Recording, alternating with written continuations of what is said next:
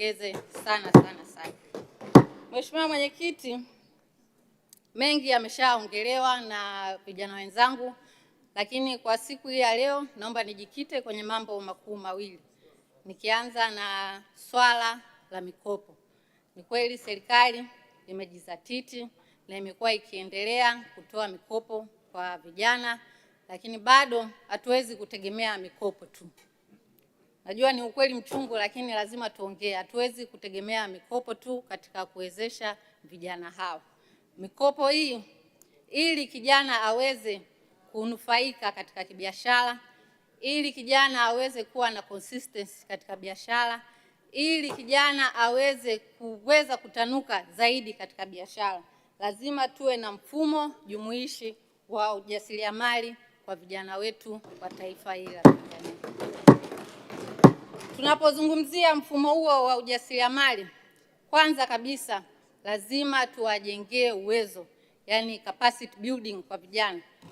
Serikali inajikita zaidi katika kutoa mikopo ambayo kweli imekuwa ikitusaidia, lakini lazima tuwajengee uwezo vijana hawa ili waweze kupata elimu au mwanzo mzuri wa kuweza kuitumia mikopo hiyo.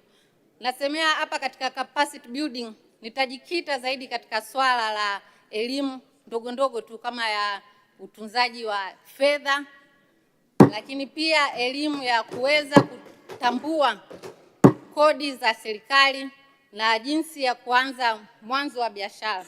Hii itamwezesha kijana huyu hata anapoingia katika biashara kupitia mikopo ambayo imetolewa kuweza kutambua ni namna gani ambavyo ataweza kutunza kumbukumbu zake za fedha, lakini ni namna gani ataweza kukabiliana na kodi ambazo zitakuwa zinakuja.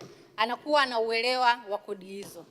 Lakini swala la pili ninaweza kuzungumzia kuhusu mafunzo ya kisekta, yani sector specific training. Kweli mikopo imekuwa ikitolewa na vijana wamejikita waziwazi katika kuwekeza katika nyanja tofauti. Wengine wamejikita katika kuwekeza katika teknolojia, lakini wapo ambao wamejikita kuwekeza katika kilimo, wapo ambao wamejikita kuwekeza katika viwanda vidogo.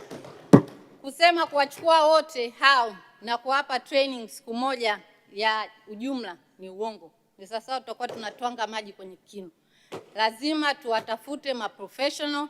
Uzuri Wizara ya Vijana inaweza kushirikiana na wizara zingine kama za teknolojia, za wizara za kilimo pamoja na mifugo, ili kuwasaidia vijana hao pale ambapo wamepewa mkopo huo, lakini inapoambatana na mafunzo hayo ambayo ya kimkakati yatakayotolewa, kuweza kuwekeza zaidi na kwa ufasaha na kwa ukubwa ambao serikali inataka iwekeze. Lakini jambo la tatu, Mheshimiwa Mwenyekiti, ni kuhusu swala la additioning of value, yani kuwajengea thamani ya vijana hao. Mikopo inatolewa, lakini pia lazima tuhakikishe kwamba tunawajengea thamani ya bidhaa hizo ambazo vijana wanaweza wamejikita zaidi katika kuziwekeza. Na bidhaa hizi lazima ziambatane na soko la ushindani ambalo lipo kitaifa na kimataifa. Tunaweza kuwapatia training, lakini pia kuwasukuma kuwezesha kuzalisha bidhaa ambazo zinaendana na soko la kila siku. Tusije tukawa tunatoa mikopo, lakini mwisho wa siku mikopo hiyo vijana wana produce product ambazo ni za hapa tu, yani haziendi sehemu yoyote, hazina ukuaji.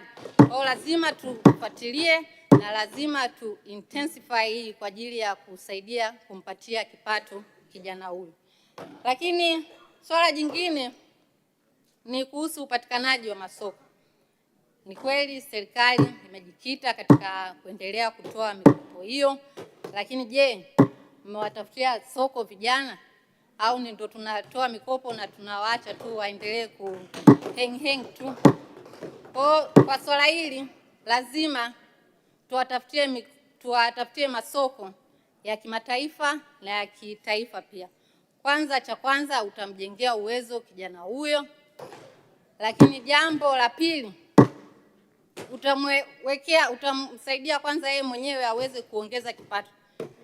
Ni comfort ambayo anaipata kwamba pale ambapo anapata mkopo, lakini serikali inamtafutia soko la kuweza kuuza bidhaa hiyo ambayo ameweza kuizalisha kupitia mkopo huu. Kwa hiyo hapo naomba Mheshimiwa Waziri niendelee kukushauri.